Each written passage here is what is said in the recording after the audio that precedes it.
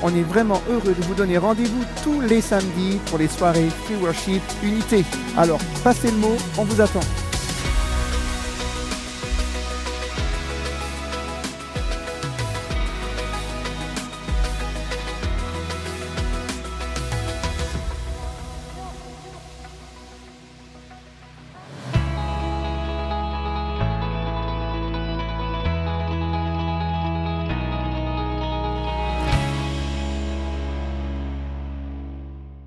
Ne ratez pas votre programme tous les mercredis. Alors, rejoignez-nous tous les mercredis à 10 h sur la chaîne YouTube MLK. À mercredi!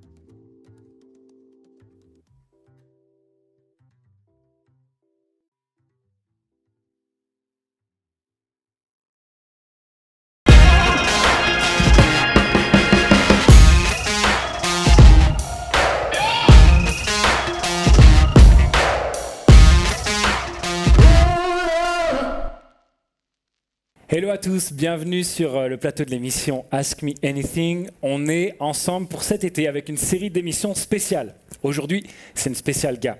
J'ai avec moi 4 hommes de Dieu, 4 gars super qui font des trucs extraordinaires pour notre Dieu. Peut-être vous les connaissez déjà. Si vous ne les connaissez pas, vous allez les découvrir et ils vont se présenter dans quelques instants. Merci à vous tous qui nous suivez de plus en plus nombreux. En tout cas, on est très heureux d'être avec vous. On vous rappelle que vous pouvez poser toutes vos questions sur le Instagram de MLK Jeune Adulte et nous on les sélectionne, on y répond en plateau. Mes amis, aujourd'hui, j'ai la joie de vous présenter cette fine équipe. Ok les gars, je vous lance tout de suite un challenge. Moi je vous connais, on a Rubens, on a Seb, on a Cospiel, on a Laurent, mais je vous donne un challenge, vous avez 20 secondes pour nous dire qui vous êtes. Vous êtes habitué à parler, à prêcher, tout ça là. 20 secondes, là c'est le challenge de votre vie. Rubens, vas-y à toi. Ok, alors moi je m'appelle Rubens, du coup je suis pasteur à l'église Évidence, pasteur stagiaire et voilà. Yes, Seb à toi. Il a fait que 10 secondes, donc ça veut dire que j'en ai 30. Je m'appelle Sébastien, je suis marié, j'ai 2 enfants. Je suis pasteur associé à l'église MLK. Je chante aussi l'évangile, j'aime annoncer le nom de Jésus à travers la chanson dans plein de régions en France, là où je voyage régulièrement. Et tu es le fondateur du groupe Là-haut. Voilà, et fondateur du groupe Là-haut. Yes. Eh ben, j'ai oublié de vous dire à qui c'était. Laurent, vas-y. Ok, yes. Alors bonjour à tous, je m'appelle Laurent Rupi, je suis marié à Claire, que j'aime énormément. Je dis ça parce qu'en plus je reviens de Nantes, on était en séjour en amoureux, donc je suis encore plus amoureux. On a 2 enfants qui s'appellent Augustin et Lou, 6 ans et 3 ans, et je suis pasteur à Paris dans une église qui s'appelle Impulsion, et je mesure 1m95, 85 kg. Je suis assis, donc vous pouvez pas voir si c'est vrai ou pas. C'est la caméra, c'est pas mal. Ça a pâti la caméra. Maudit 16/9. Cospiel. Ok, je m'appelle Cospiel, je suis évangéliste, je partage le cœur du Seigneur au travers des réseaux sociaux, dans la rue, dans les églises, dans les métros. Je pose mon estrade partout où le Seigneur me conduit, dans différents pays, par la grâce du Seigneur. Je suis marié à Émeraude, qui est en régie, et Émeraude, je t'aime. Wow. Les gars, 1000 niveaux. Attends. Et au fait, on a oublié de dire un truc, Rubens. Tu fais partie du Hope Collectif. Du Hope Collectif, effectivement. Je suis leader du collectif Hope, accessoirement, effectivement. Ouais. Waouh, super. Vous pouvez aller retrouver, donc vous avez vu les bandeaux, etc. Vous pouvez retrouver, visiter leur page Insta. Tout ce qu'ils font, c'est vraiment extraordinaire. Ça peut vous donner des ressources et peut-être un jour vous pourrez les inviter, donner là où vous êtes, dans vos églises, etc. En tout cas, maintenant, on va avoir une vraie émission entre gars, entre hommes. J'espère que vous vous accrochez bien. C'est parti. Très bien. Le moment de vérité arrive. On va commencer par une première question, les gars. Je ne sais pas si vous êtes bien accrochés. On nous a envoyé cette question, et là, c'est l'été. Peut-être il y en a qui sont sur la plage, etc. Ou en train de passer une soirée entre amis. La question, c'est ça. Comment faire pour ne pas flirter pendant tout l'été ou même le reste de l'année? Et comment est-ce qu'on peut faire pour que les gens autour de nous n'aient pas l'impression qu'on est en train de flirter avec eux? D'accord? Des fois, ça peut arriver. Et je suis en train de regarder qui est motivé pour me répondre. Et comme je vois que Laurent Rupi est en train de rigoler, Laurent, c'est parti. Ok. Alors, ouais, pour parler du flirt, je pense que c'est important de comprendre que le point principal, c'est la pureté. La pureté dans son cœur et la pureté dans ses actions, dans ce qu'on fait. Être droit avec soi-même et avec la personne, pour moi, c'est super important. Pas essayer de flirter avec le péché et d'être borderline dans ses actions. Donc je crois que c'est très important, la dimension de la pureté. Quand on a dit ça, ensuite, ce qu'il faut, c'est poser des limites très claires à ne pas dépasser, à la fois pour soi, mais également pour la personne qui est en face de nous, parce qu'il y a des choses avec lesquelles on peut être super OK, et moi je peux aller jusque-là, mais pour l'autre personne, je sais que ça peut créer, comment dirais-je, peut-être un conflit intérieur ou une attente, et donc poser des limites très claires, et en même temps, je peux aussi comprendre qu'un gars ou une fille célibataire, chrétien, qui marche dans la pureté, ait envie de rencontrer un chrétien ou une chrétienne pour éventuellement se marier. Donc, en fait, il y a les deux, quoi. C'est une espèce de tension entre à la fois le fait de rencontrer des gens, parce que c'est important, et c'est pas du tout un problème, c'est la base, mais oui. et en même temps garder un cœur pur, poser des bonnes limites. Et on n'est pas aussi, comment dirais-je, on est responsable de ses actions, mais on n'est pas responsable de la réaction des gens. Des fois, on a été très pur, très correct, mais on n'est pas responsable de la façon dont les gens vont forcément, la personne en face va réagir si on a tout fait comme il faut. Ok. Je vais juste préciser ce qu'on entend par flirter, parce qu'en fait, je me suis aperçu que tout le monde n'a pas la même image de ce que ça peut être.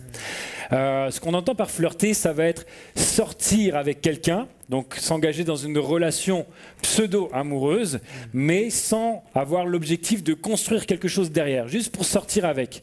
Voilà, c'est s'amuser, c'est jouer à l'amoureux avec quelqu'un. Et puis avec tout ce qui s'ensuit, jusqu'à quel degré d'engagement et d'intimité ça va aller. Donc ça, quand tu joues avec la personne, Dieu n'est pas d'accord avec ça. C'est vrai. Rubens, tu voulais rajouter quelque chose? Ouais, carrément. Ouais. Je pense qu'aussi une des choses qui est importante à se mettre en tête, c'est que pour pouvoir concrètement déjà s'engager dans une relation qui est saine, il faut pouvoir être prêt à s'engager. Voilà, que la période de célibat est super importante. Et c'est une période que beaucoup de personnes négligent malheureusement. Et pour revenir au flirt concrètement, je dirais que le problème, c'est qu'on n'est pas au clair sur ce qu'on veut avec la personne. Généralement, lorsqu'on s'engage vers une personne, on n'est pas au clair sur ce qu'on veut avec la personne. Et c'est ce qui fait que concrètement, il y a ce jeu qui se met en route et et on ne sait pas trop ce qu'on fait, mais on est dedans et du coup, on se retrouve dedans. Et ça, c'est problématique, mais ça commence d'abord par le fait qu'on n'est pas au clair avec nous-mêmes en réalité. Et je pense que le premier step pour ne pas flirter, c'est d'être au clair avec soi-même. Est-ce que je suis prêt à m'engager dans une relation? Est-ce que je suis prêt à fréquenter une fille? Est-ce que je suis prêt à fréquenter un homme? Il faut être au clair par rapport à tout ça. Oui, tout à fait. Ça nous aidera forcément. Sébastien, tu veux rajouter quelque chose? J'ai entendu plusieurs fois le mot jeu revenir. Et en fait, le flirt, c'est un jeu. Et avec l'amour, et surtout avec le cœur, c'est trop précieux et trop beau. C'est écrit dans la parole de Dieu, garde ton cœur plus que toute autre chose.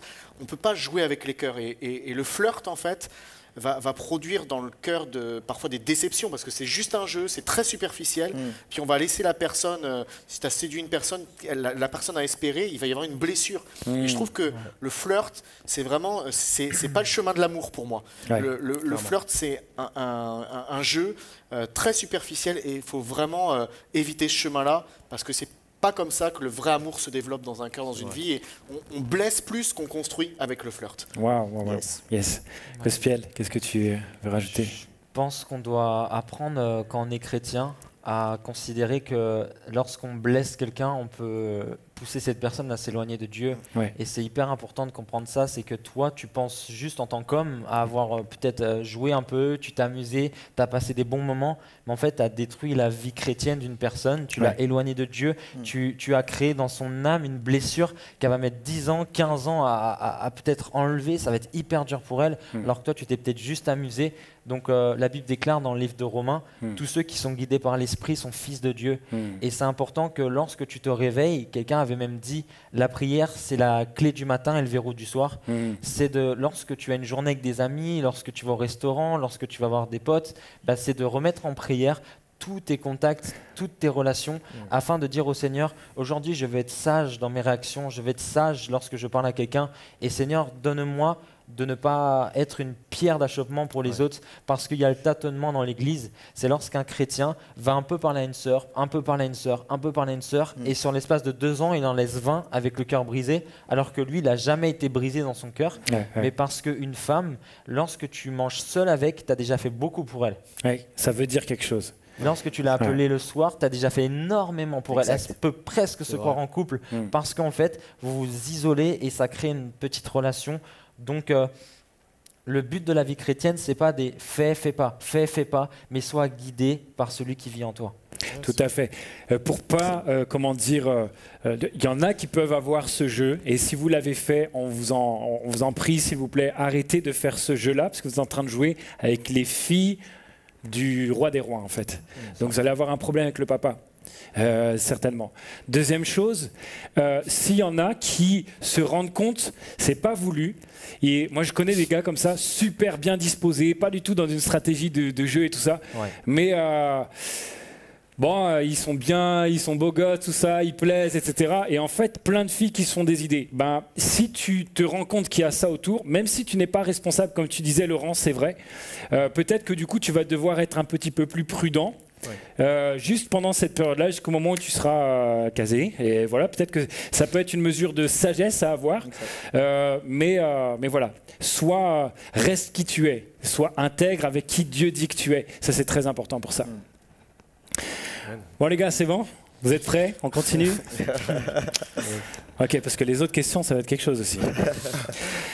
Ok. Dans les églises, il y a plus de femmes que d'hommes.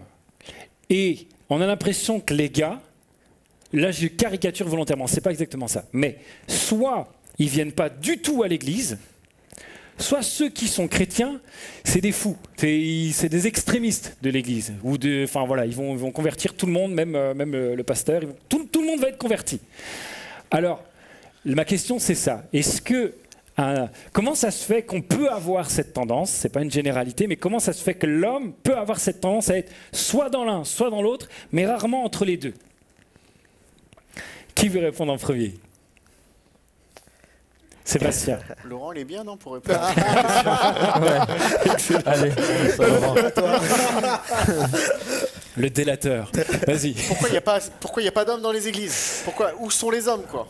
Ouais, il y a un peu de ça, mais on est là. Et quand il y en a, des fois, ils peuvent être trop extrêmes, en fait, aussi. C'est difficile d'avoir des gars équilibrés. Des fois, j'ai l'impression. J'essaie de me projeter, tu vois, parce que dans mon histoire, je connais quelques gars, tu vois, même là, on est la preuve que vous êtes équilibrés, les gars, on est équilibrés. Je sais pas vraiment si on peut être un bon exemple, mais bon. Mais je pense dans le tempérament d'un homme, on est entier, on a envie pas faire les choses à moitié, on a envie de réussir, on a envie de... Et parfois, je pense que dans l'Église, il y a comme un sentiment peut-être d'être inutile en tant qu'homme, on ne trouve pas sa place, et puis on se dit peut-être, je sais pas, l'Église, on entend ça, l'Église c'est pour les faibles, Jésus c'est pour les faibles, Jésus c'est pour... et les hommes se disent, non, je crois que dans l'homme, il y a quand même un orgueil qui a envie de prouver par lui-même qu'il peut réussir. Et je pense, tant que tu passes pas par un brisement profond qui t'amène à Jésus, et ce brisement, soit tu choisis de venir toi-même, de reconnaître ton orgueil, soit c'est la vie qui va s'occuper de toi et qui va te briser. Et il faut pas que tu sois trop brisé au point de plus te relever. Donc les hommes qui nous écoutent, s'il y a une lutte dans votre cœur, venez à Jésus. c'est pas être un faible que de venir à Jésus. Complètement. C'est même le plus grand des bonheurs. C'est là que Jésus va révéler qui on est vraiment et va se servir de nous, au-delà de tous les clichés machos peut-être parfois qu'il y a dans notre monde, notre société. Donc voilà, je crois qu'il y a une grosse résistance dans chacun de nous et que voilà, moi je bénis Dieu que cette résistance, elle a été brisée à un moment où voilà, Jésus est venu vers moi et c'est un grand privilège. Mais souvent, on est tellement résistant et tellement orgueilleux, c'est comme un mur, dire non, écoute, Jésus c'est bien pour les autres, moi je vais montrer que je suis assez fort, assez costaud, assez balèze pour affronter la vie et je vais construire quelque chose. Et parfois ça met du temps à se rendre compte de qui on est vraiment au fond, mais plus tôt on le reconnaît, mieux c'est. Yes. J'espère que peut-être à travers cette question des hommes, vont se dire, moi je viens à Jésus. Ah, ce serait génial, ça serait vraiment génial. Yes. Gospel, tu veux rajouter quelque chose? Ouais, je pense que la francophonie est très rebelle. Vous savez, on est un pays qui a décapité leur propre roi. Ah, ça, oui. C'est un esprit de rébellion terrible et on est souvent rebelle à nos parents, rebelle à nos autorités, rebelle à nos profs, rebelle à nos tuteurs, rebelle un petit peu partout de la société. Et il faut qu'on se soumette à un pasteur. Il faut qu'on ait un encadrant. Donc en fait, c'est vrai que c'est exactement ça. Je ne peux rien rajouter parce que c'est juste ça. Il faut qu'on ait soif d'être encadré. Moi, Dieu m'a dit, ton élévation dans les choses du Seigneur, elle sera équivalente à ta capacité d'être enseignable. Ouais. D'être un petit peu... voilà, pour être un bon père, il faut être un bon fils. Et moi, dans l'Église, j'avais un petit peu ce truc de me dire allez, moi d'habitude j'arrive à tout gérer moi-même. Comment là je vais me soumettre à un pasteur? Il va me dire quoi faire? C'était pas possible. Dès 14 ans j'ai commencé à travailler et à 19 ans quelqu'un va prendre autorité sur moi. J'ai jamais été soumis à mon père, j'ai toujours mal parlé au prof et genre un pasteur va commencer à me donner des ordres. Mais c'était l'orgueil. Dieu résiste aux orgueilleux mais il fait grâce aux humbles. Il faut se dire à partir d'aujourd'hui je ne m'approcherai plus de Dieu comme un homme mais comme un enfant. Yes, yes. J'aime bien ce que tu dis, l'humilité c'est une force, c'est la plus grande des forces je crois. L'humilité c'est une force. Laurent, tu veux ajouter quelque chose? Parfois je crois que, parce que la question c'est finalement pourquoi est-ce qu'il y a un manque d'équilibre? Je pense que c'est important de comprendre que par moment on a une vision des Écritures qui peut être un peu déséquilibrée.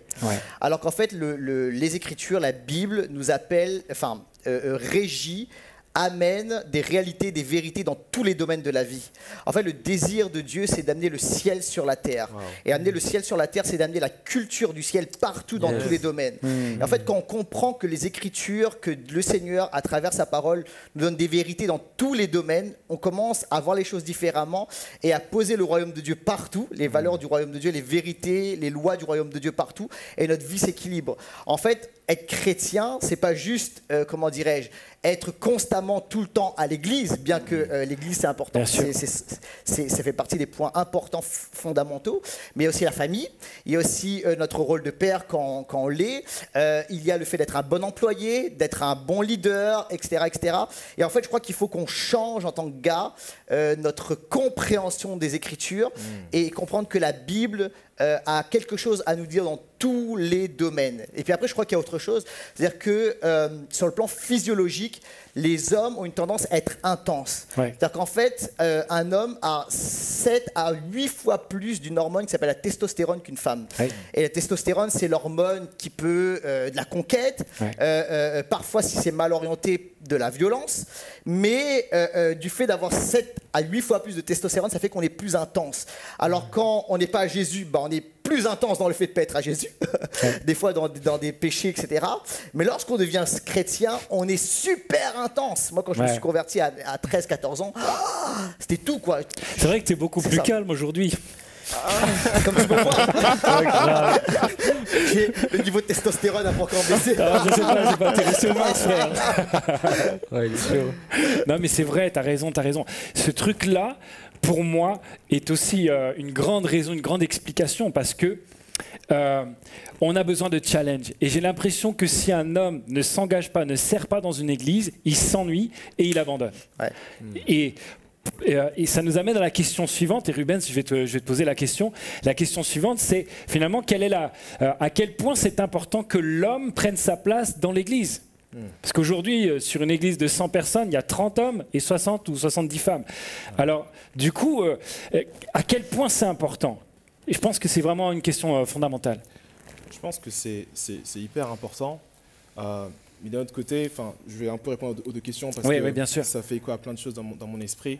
Je pense que l'Église, et ça dépasse les cultures, hein, sans compter les pays, les cultures, l'Église en général, met beaucoup la pression sur les hommes en réalité. Ouais. On ne s'en rend pas forcément compte, mais je crois vraiment que l'Église met la pression sur les hommes. Et je pense que beaucoup d'hommes, voyant un peu l'exigence qu'il y a à être chrétien en tant qu'homme, démissionnent. Parce qu'ils se disent, faut que je prie, il faut que je sois maître de mon foyer, il faut que je sois ci, il faut que je sois ça, il faut que je fasse ci, il faut que je fasse ça. Et comme on ne répond pas forcément à ce modèle-là, et lorsqu'on voit qu'on n'assume pas concrètement ce modèle-là, beaucoup d'hommes démissionnent.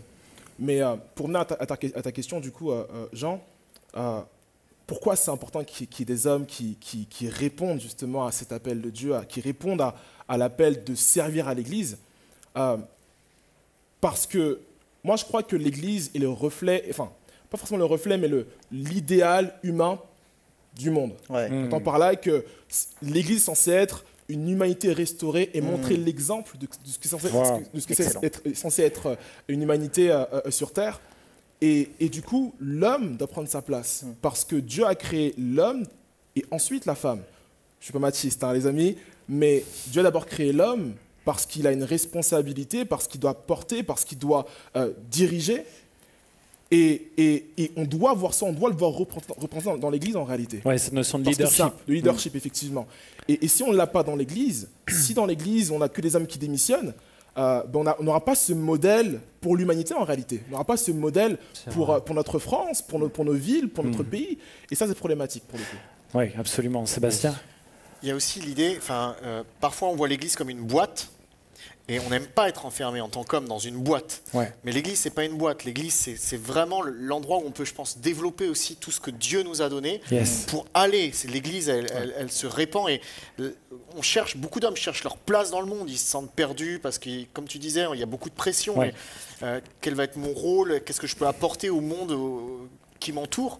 Et je pense qu'il faut arrêter de voir l'Église comme une boîte dans laquelle il faut aller le dimanche à l'Église, tout ça, mais vraiment comme un endroit où on développe son potentiel pour pouvoir apporter dans le monde. Et ça, c'est vaste. Et là, moi, ça me plaît d'avoir Jésus a dit « allez par tout le monde ».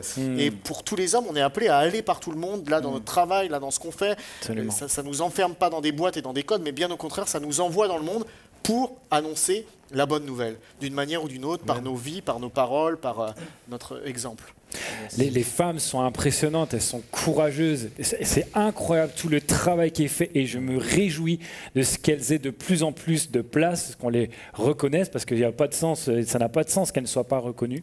Mais c'est vrai qu'il y a besoin d'avoir cet équilibre aussi entre les deux, parce que si on n'a pas ce rôle de leadership qui peut être assumé, et également, en fait, cet exemple, même pour les familles, pour les foyers, etc., finalement, on va avoir une perte de repères pour les générations. Exact.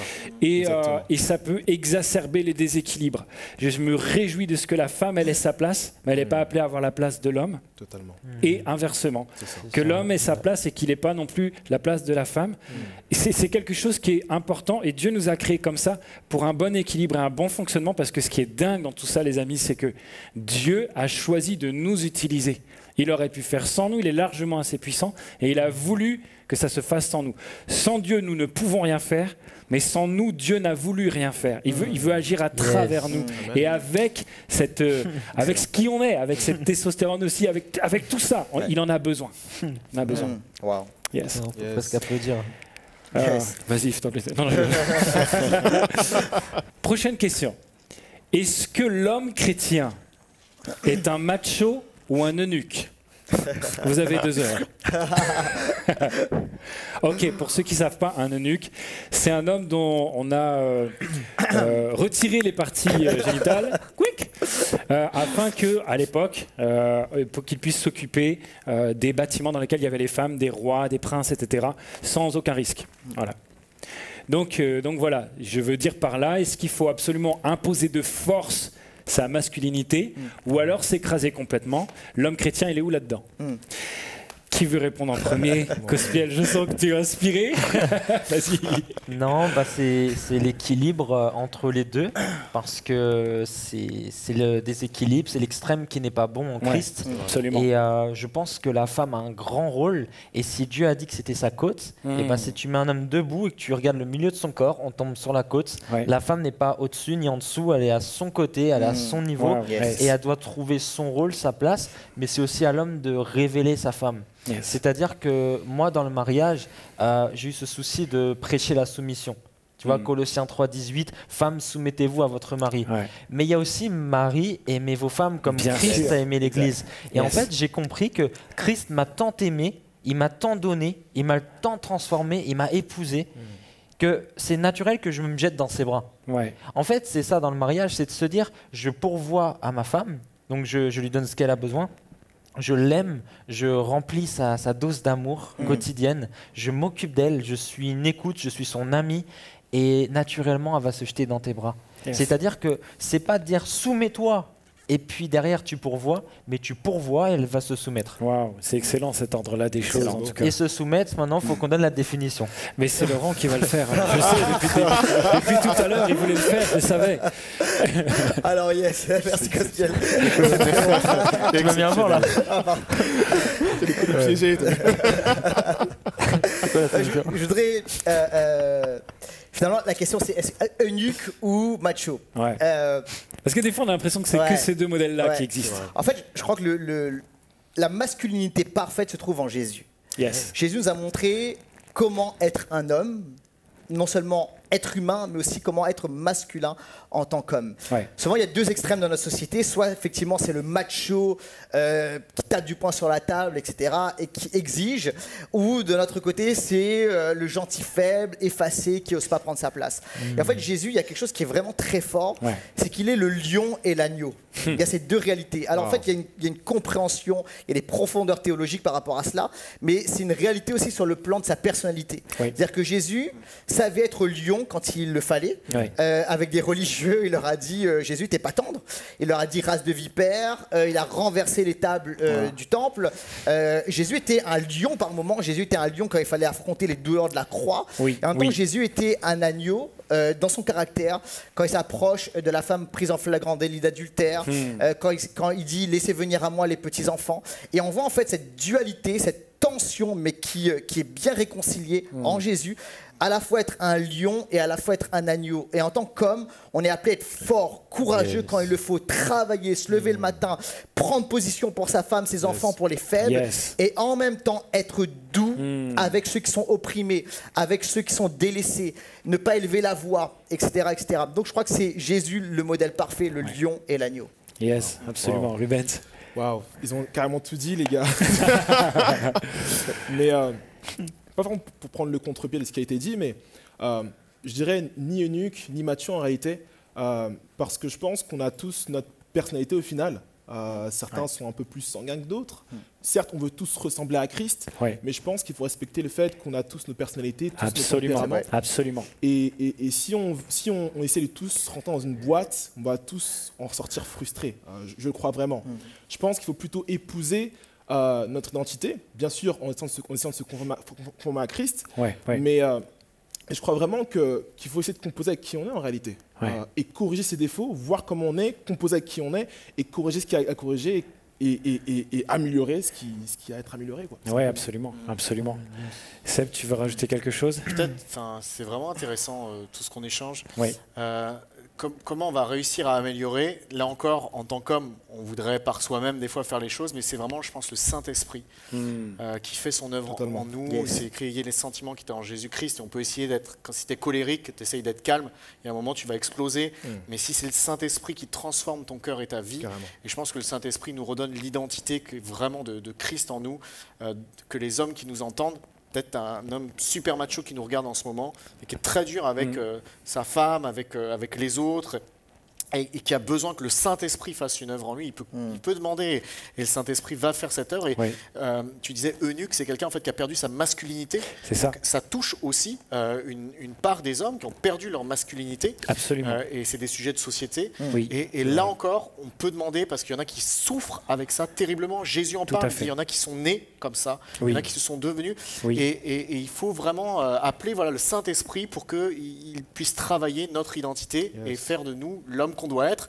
Et c'est intéressant ce qu'il dit Rubens aussi avec ces traits de caractère qu'on a aussi. On peut pas, Jésus n'est pas venu faire des clones, mais il est venu mettre en nous des sentiments qui étaient en nous. Complètement. Puis tu avais un message pour ceux qui peut-être auraient une tendance peut-être machiste. Et puis pour ceux qui peut-être s'effacent plus, il faut que vous compreniez que Dieu vous a donné la responsabilité d'être le protecteur de votre femme, d'être le protecteur, le leader spirituel de votre foyer. Et en fait, de rentrer, d'embrasser cet appel qui est le vôtre, ce n'est pas un danger. Au contraire, vous allez vous sentir bien parce que c'est à ça que vous êtes appelés. Et même votre femme qui, jusqu'à présent, avait peur que vous ne le fassiez pas, elle le faisait un peu à votre place. Et du coup, quand vous proposez quelque chose jusqu'à aujourd'hui, on va dire, on a l'habitude de dire c'est plutôt elle qui porte la culotte et elle vous laisse pas faire, etc. En réalité, sur le moyen terme, sur le long terme, elle appréciera énormément parce qu'enfin, elle se sentira sécurisée, protégée. Et c'est ce que vous êtes appelés à faire. Je prêchais à un mariage il n'y a pas longtemps et je disais ceci, j'ai appris à me comporter comme un roi. Vous êtes d'accord avec moi qu'on est les enfants du roi des rois? Et c'est une des clés de la réussite de mon couple. Pourquoi? Parce que il y a des moments, je disais, ma femme, des fois, j'ai l'impression qu'elle se comporte un peu comme une reine. Puis au bout d'un moment, je me suis dit, mais pourquoi ça te poserait un problème? Si toi, tu te considères comme un roi, tu ne pourras pas être un roi si ta femme n'est pas une reine. Et Dieu m'a dit ceci, il dit, si tu veux qu'on te traite comme un roi, élève ta femme comme une reine. Et je pense que ça, c'est l'indicateur de si je suis capable de l'élever le plus haut possible dans son ministère, dans ce qu'elle est en tant que femme, en tant que maman, dans tous les domaines de sa vie, au niveau professionnel, etc. Ça veut dire que je suis suffisamment sécure dans mon identité. Et donc, si ce n'est pas le cas, travaille dessus avec l'aide du Saint-Esprit, comme dit Sébastien, et autrement, élève-la. Ça sera ta joie, ta couronne. Ça va être magnifique. Ok, dernière question. C'est une question dans laquelle, je pense, c'est la question sur laquelle on est le plus calé. C'est est-ce qu'un chrétien peut faire du sport et entretenir son corps. Et quand je vois nos corps d'athlètes, je me dis que tout le monde devant son écran est en train de se dire là on va vraiment avoir une réponse, mais waouh. Et qui se lance du coup? Là c'est Rubens, il fait du sport. Cool. Pas mal, merci. Du coup, très intéressant la question. Je pense qu'il y a quelque chose qu'il faut qu'on puisse se mettre à l'esprit en tant que chrétien, c'est que notre corps est le temple du Saint-Esprit. Yes. Excellent. Et je me souviens que j'avais partagé une pensée un jour et je disais quel est le rapport entre les excès de table, l'impudicité et le fait de ne pas faire de sport. C'est ça, c'est que notre corps est le temple du Saint-Esprit et toutes ces trois choses-là en fait sont entre guillemets des péchés. Bon, je ne veux pas culpabiliser les gens s'ils ne font pas de sport, mais je pense que c'est important de prendre soin du corps parce que c'est la création de Dieu et il nous l'a confié en réalité. Et je pense que c'est important de se rendre compte que qu'on est responsable de notre corps. Tout à fait. Et qu'on ne peut pas le laisser grossir et faire des choses. Dépérir, Il y a une responsabilité qu'on a envers notre corps, sans culpabiliser encore une fois les personnes peut-être qui ont des problèmes de santé, ça arrive. Mais Dieu nous donne une responsabilité par rapport à notre corps et il faut qu'on puisse en avoir conscience. Absolument. Il y a ce texte de l'apôtre Paul qui dit l'exercice physique, corporel, est utile à peu de choses. Mais il ne dit pas que c'est péché, il ne dit pas qu'il ne faut pas le faire. Et c'est vrai qu'à cause souvent de l'interprétation de ce texte-là, tu vas à l'église, on prend soin de ton esprit. Ça, c'est clair. De temps en temps, on prend soin de ton âme. Mais alors de ton corps, c'est pas évident. Et Laurent, t'en penses quoi de cette manière? Je pense que ce que tu dis est très important. En fait, je crois qu'il faut vraiment considérer l'être humain de manière holistique, comme un ensemble. Et Dieu, enfin en Jésus-Christ, amène le salut de manière complète. C'est-à-dire qu'en fait, il va traiter l'esprit, il va traiter l'âme, mais il va également traiter le corps. Il y a une vraie théologie du corps dans les Écritures. C'est vrai. En fait, Jésus guérit les corps malades. Donc Jésus se préoccupe du corps. Il y a toutes sortes de péchés qui sont des péchés du corps qu'on ne doit pas pratiquer. Et on sait que si notre corps est affecté, en fait, ce qui va se passer, c'est que ça aura une répercussion sur notre âme et également sur notre esprit. Ça peut avoir également une répercussion sur notre esprit. Il y a des maladies comme ça, qui sont des maladies qui, premièrement, impactent le corps. Par exemple, si je ne dors pas suffisamment, mon corps sera impacté, mon âme sera impactée également. Ça peut amener dans la dépression et ça peut également ouvrir des portes sur le plan spirituel. Enfin, en tout cas, ça peut attaquer mon esprit. Donc, c'est très important de comprendre que la Bible prend en considération le corps et qu'en fait, comme l'a dit Rubens de manière tellement juste, je suis le temple du Saint-Esprit. Donc, je dois prendre soin de mon corps. Comment dirais-je? Parce que le Saint-Esprit réside. Et parce que Dieu veut que je prenne soin de mon corps. Yes, absolument. Gospel, toi, c'est quoi ton avis du coup sur ce point-là? C'est pas concernant la musculation, mais plutôt parler de la nourriture. En fait, j'ai eu des soucis en jeûne parce que le Seigneur me conduisait à jeûner, mais j'avais des fortes migraines. Et un jour, j'ai pu en parler avec Anne Berceau au Canada, de MCI TV, et elle m'a expliqué en fait quand tu as des migraines, c'est parce que ton corps il a besoin, il est dans une carence de sucre. Et en fait, tu as très mal à la tête pendant que tu jeûnes et tu n'es pas efficace dans ton jeûne. Tu n'arrives pas à lire la parole, tu n'en peux plus, tu fais que de dormir pendant tes jeûnes parce qu'en fait, tu as un besoin de sucre énorme.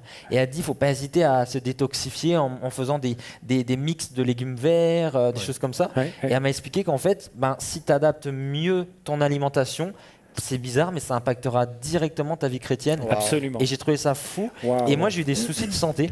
Et je vais te dire, c'était à cause du coca. Parce qu'en fait, j'aime bien le coca, je buvais du coca, tous les repas, et j'avais mal au ventre. Du coup, je prenais du charbon, tu sais, parce que t'as des gaz, t'as des ballonnements, et j'avais toujours mal au ventre comme ça, parce que j'en buvais sans arrêt. Et un jour, je dis, Seigneur, guéris-moi, et le Saint-Esprit me parle, et il me dit d'arrêter de boire du coca. Tu vois? Ça veut dire que j'ai pas eu besoin d'une guérison, mais j'ai eu besoin en fait d'arrêter de maltraiter mon corps. Et je pense que voilà, quelqu'un qui est toujours fatigué, qui n'arrive pas à prier, peut-être que s'il fait du sport, il va trouver une nouvelle pêche et au moment de prier, il aura une niaque, une ardeur, une force parce qu'il fait du sport, son corps est en meilleure santé, il peut mieux prier, il dormira mieux, enfin je sais pas, je pense qu'il faut prendre soin du corps. Yes, absolument. Ça ne veut pas dire que plus personne, aucun chrétien n'a le droit de boire du coca, c'est à chacun de voir. Et toi, pour toi, c'était important d'arrêter immédiatement à cause du rythme que tu avais. Et mais c'est très bon comme exemple.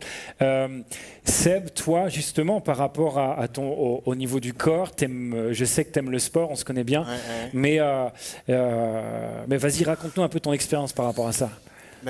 Alors, je voudrais dire un truc sur l'apôtre Paul. Il a dit l'exercice corporel est utile à peu de choses. Mais il faut savoir que l'apôtre Paul, il faisait des centaines de kilomètres à pied. Donc, en fait, il faisait plus d'exercices que certains qui s'en sont servis presque comme un prétexte pour rester assis sur sa chaise. Il avait un cardio de fou.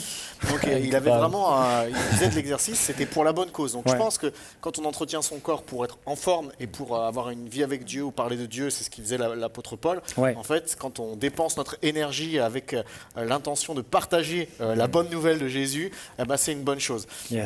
Moi, tu sais, je suis diabétique, j'ai eu des gros problèmes de santé, donc il faut que je fasse attention aussi à mon alimentation, et si je ne fais pas attention à ça d'une manière encore plus exacerbée que les autres, je vais aller très mal, je vais être en incapacité de pouvoir faire toutes sortes de choses. Donc je pense aux gens qui sont malades. Dans notre maladie aussi, il faut être sage. J'ai prié Dieu d'être guéri. Et je n'ai pas reçu cette guérison. Et pourtant, Dieu m'a guéri d'un cancer. Mais dans cette expérience-là, c'est comme si, avec l'apôtre Paul, à un moment, il prie pour être guéri. Et Dieu va lui dire, mais en fait, ma grâce te suffit, ma puissance s'accomplit dans ta faiblesse. Et dans cette faiblesse qu'est notre corps humain, on est jeune, on est peut-être en bonne santé en ce moment, mais voilà, il y a toutes sortes de choses dans la vie qu'on peut rencontrer. On doit prendre soin de notre corps, c'est le temple du Saint-Esprit, on l'a dit, donc ça c'est essentiel, par notre alimentation c'est sûr, et parfois pour faire en faisant du sport, ou voilà, moi je suis un fou de football. Ah bon. Je joue encore en club. Je salue mon club de foot, les gars de Lascaux, là, s'ils regardent, c'est formidable. Tu joues quel poste? Et je joue quel poste? Attaquant. C'est un fan inconditionnel de Zidane, laisse tomber. Mais ça me fait du bien, tu vois. Ça me permet d'avoir une activité physique régulière, parce qu'on fait beaucoup de voitures, on travaille dans les bureaux, tout ça. Une activité physique régulière, ça me permet d'avoir du contact avec des gars que j'apprécie vraiment, avec qui on partage des choses précieuses. Et voilà. Mais il ne faut pas que je m'arrête, parce que la semaine dernière, j'étais vite fait sur la plage. Et on parlait de la musculation avec mes fils, justement. Et j'ai un de mes fils qui dit, quand on est musclé, papa, on a un V. Tu vois, ça fait un V, là. Et j'ai mon petit gars, il aime son papa, il dit, toi, papa, t'as un V aussi. Alors, tu vois, je suis fier. Et il y a un moment qui fait, c'est plutôt un U, tu vois. Et là, j'étais dégoûté. Donc, il ne faut pas se relâcher. Pour se maintenir en bonne santé, j'ai compris qu'il fallait continuer. Ouais, absolument, absolument. Très bon exemple. Mais la vie spirituelle, aujourd'hui, on est quand même dans une société qui développe beaucoup l'apparence et le corps, et qui néglige son âme. Ouais. Et je pense qu'en tant qu'homme, on doit prendre soin de notre âme. Et prendre soin de notre âme nous rendra intelligents aussi pour prendre soin de Absolument, je me suis rendu compte que si jamais je suis plein de bonne volonté, que j'ai des choses à partager, je suis pasteur, donc si je veux prêcher, si je veux faire une tournée avec de la musique ou quoi que ce soit, si pour vous, peut-être dans votre appel, je ne sais pas quel est le vôtre en tant que chef d'entreprise, en tant que... Peu importe ce que vous faites, mais que vous êtes en arrêt maladie à la maison, vous allez pouvoir impacter personne ou très peu de monde. Il y a des personnes qui sont dans des maladies de longue durée et ce n'est pas du tout votre choix. En revanche, vous êtes en train de faire tout ce qu'il faut de votre côté pour prendre soin, guérir, prendre soin de votre corps parce que vous en avez besoin pour aller. Et Dieu est capable aussi, si vous êtes allongé pendant une longue période, de vous utiliser. Mais vous voyez à quel point des fois ça peut être compliqué, même frustrant des fois. On a besoin de ça. C'est trop nul que tu aies compris, que tu aies étudié, que tu aies une révélation de fou, que tu puisses impacter des centaines, des milliers de personnes et que juste à cause d'un mal de dos, tu sois bloqué chez toi. Et alors... Tout n'est pas notre faute, mais dans ce qui est à notre portée, notre mesure, faisons notre possible pour ne pas être en situation de blocage, quoi. Excellent. Yes, yes. Alors aujourd'hui, format un petit peu spécial, c'est moi qui vais poser la question indiscrète et tout le monde va y répondre sur le plateau, moi y compris. J'aimerais qu'on puisse avoir un temps un peu de cœur à cœur. J'aime bien quand on désacralise un petit peu l'aspect ministère parce qu'en fait, on a tous reçu le Saint-Esprit, on est tous capables de vivre quelque chose comme ça, puis ça fait du bien en personne de faire tomber un petit peu ça. Ma question, c'est ça. En tant que ministère, c'est quoi votre plus gros challenge personnel? Pas en général, à vous. Rubens, t'es courageux. Ouais, c'est parti. On commence avec toi. Moi, mon plus grand challenge, c'est d'être toujours pertinent, d'être toujours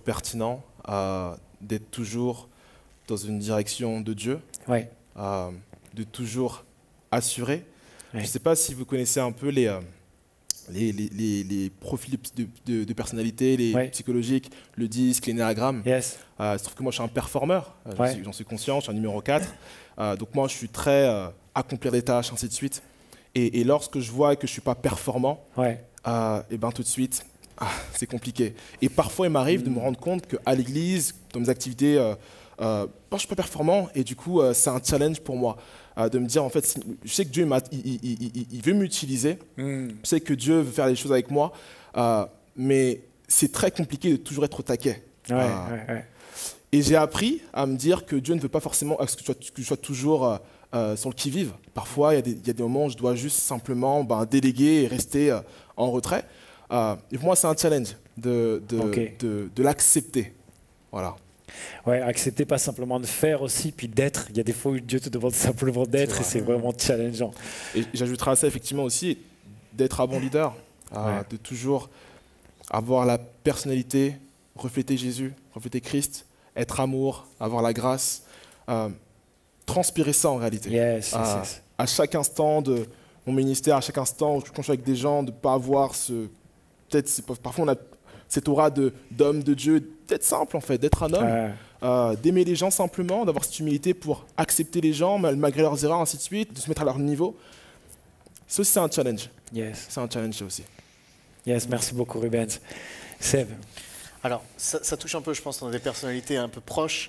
Ça touche un peu ça. Moi, mon plus grand défi, c'est que ma vie invisible soit toujours plus importante que ma vie visible. Ouais. C'est-à-dire, et ça touche à ma communion avec Dieu, Ouais. à ma relation avec Dieu, parce que quand, que ce soit dans le domaine artistique, graphique ou visuel, ou de la chanson, ou apporter la prédication, donc on est vu, les gens nous voient, que ce soit dans une église ou comme dans une émission comme aujourd'hui. Et ça, c'est la partie visible. Et on peut travailler que sur le visible. Et le ministère peut très vite nous emmener dans comme une façade. On dit des choses superbes aux gens.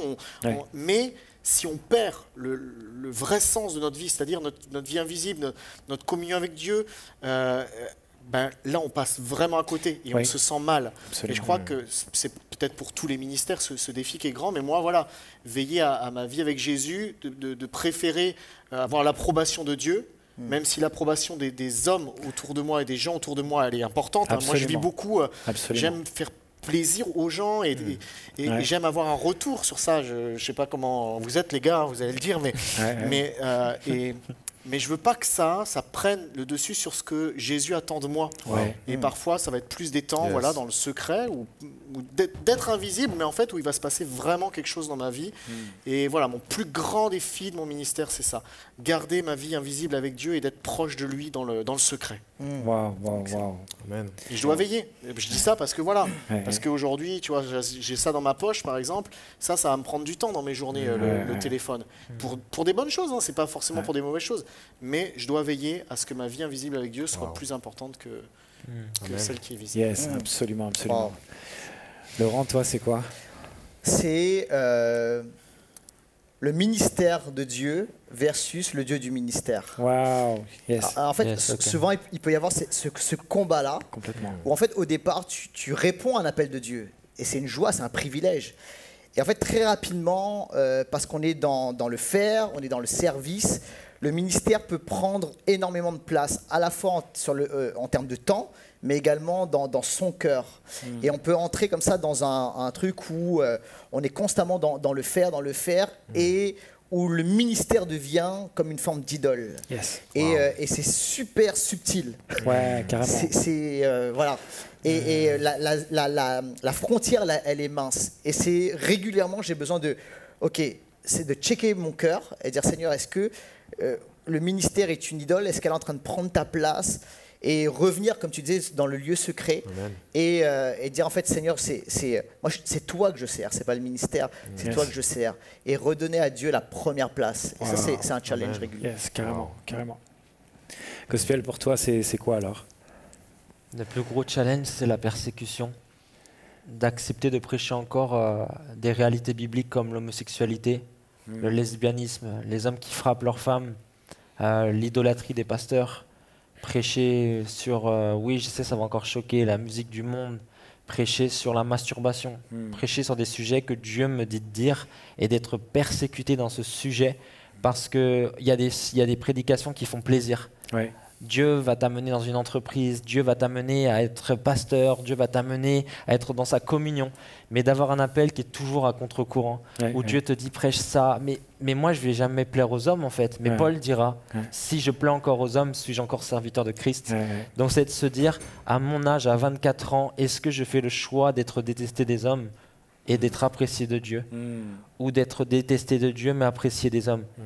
Et je pense que Dieu s'élève des fois des ministères dans la radicalité, parce que Dieu m'a dit ceci, il y a des personnes, Dieu va leur donner extrêmement de sagesse pour les ramener dans le cœur du Seigneur. Tu sais, ils ne vont pas directement attaquer le sujet, mais amener dans une croissance. Et ça, c'est un beau ministère. C'est souvent des ministères pastoraux, et j'honore ce ministère. Mais Dieu va aussi s'élever des personnes qui tapent là où ça fait mal.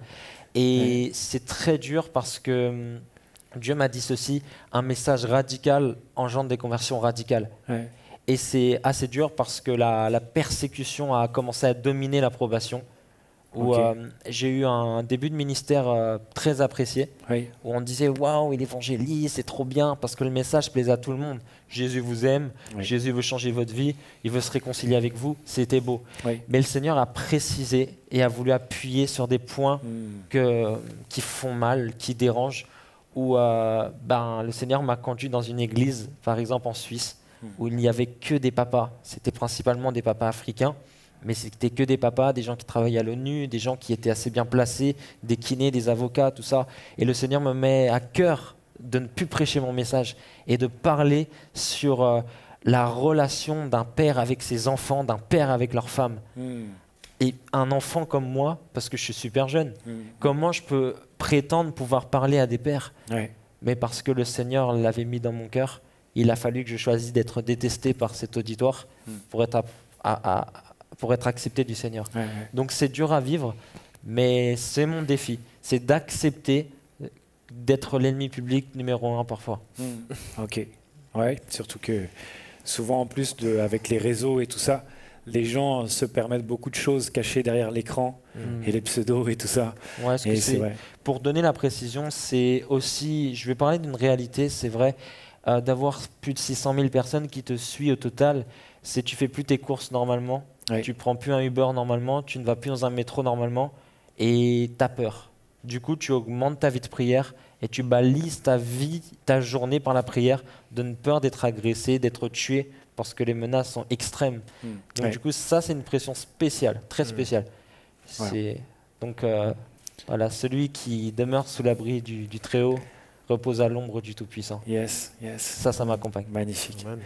Yes, merci beaucoup pour votre vulnérabilité. Pour moi, il y a beaucoup de choses dans lesquelles je me retrouve dans ce que vous avez dit aussi, cette notion des priorités. Ne pas laisser... comment dire, je suis assez créatif et du coup, je me lasse rapidement. Et avoir une routine est difficile, c'est compliqué. Ça dépend des personnalités, mais pour moi, c'est quelque chose qui va être compliqué. Et je ne veux pas avoir une relation avec Dieu qu'en rapport avec un projet que je vais trouver excitant.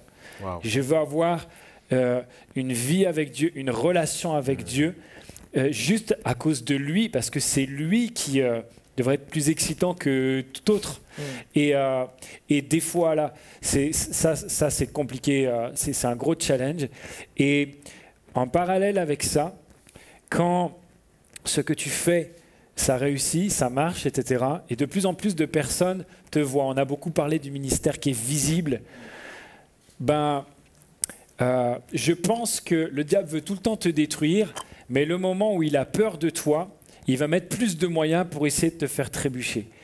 Et il y a un jour, c'est Pasteur Yvan, il disait ça. Il dit, il y a des trucs, des petits péchés, des trucs comme ça, là, qui passent pendant un temps. Mais il y a un moment où tu ne peux plus les laisser passer. Parce que celui qui se croit debout, qu'il prenne garde de tomber. Et il y a un moment où tu dis, je ne veux pas être une pierre d'achoppement. Je ne veux pas gâcher tout ce que Dieu a commencé de faire. Je ne veux pas perturber toutes les personnes qui vont être déstabilisées par rapport à ce que je pourrais faire. Donc ça, c'est aussi quelque part une pression que je peux avoir. Et durer. C'est-à-dire être bon ponctuellement dans ce que je veux faire, dans mon état d'esprit, dans ma compréhension du cœur de Dieu. Ça, j'aime tellement communiquer ça, plutôt que des règles, mais le cœur de Dieu. Voilà. C'est possible ponctuellement. Mais alors, durer, durer, ça, c'est un challenge. Quel défi. C'est vrai. Yes. C'est vrai. Bon, vous avez vu ça? Priez pour vos pasteurs, priez pour vos responsables, priez pour vous, votre vie future, pour les gens qui sont autour de vous, s'il vous plaît. C'est tellement important. Merci en tout cas pour votre fidélité. Très bien les amis, c'est la fin de cette émission. Elle était un petit peu plus longue que d'habitude, mais on se retrouve bientôt en tout cas. Merci beaucoup les gars d'avoir été avec nous. Mais avant de se quitter, je vais simplement lancer un challenge comme d'habitude. On a l'habitude d'essayer de trouver un enseignement pratique à appliquer dans notre vie. Et bien la question indiscrète qu'on a posée, je vous la repose. Vous, c'est quoi qui vous challenge? Le truc le plus sensible? C'est quoi le truc le plus crucial qu'il faut vraiment que tu veilles dessus en fait? Dites-le nous, envoyez-nous les réponses sur Instagram. On sera très très heureux de voir vos réponses. On pourra prier les uns pour les autres. Et puis merci Laurent, merci Cospiel, merci Seb, merci Rubens. C'était tellement bon de passer ce moment avec vous. Je pense que ça a aidé beaucoup de personnes. Suivez-les. Et puis suivez Jésus surtout. On partage l'émission, met des pouces bleus, etc. Vous pouvez regarder la playlist sur le YouTube de l'église MLK. Et on se dit à très très bientôt. Prenez soin de vous les amis. À très bientôt. Ciao. Ciao.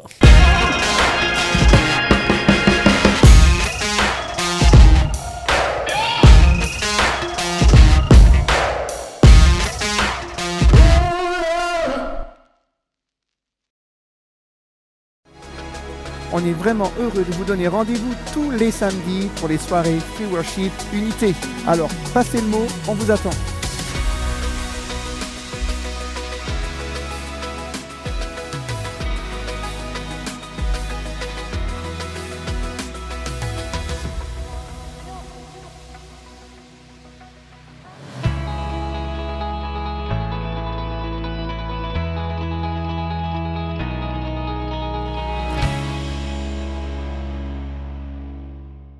Ne ratez pas votre programme tous les mercredis.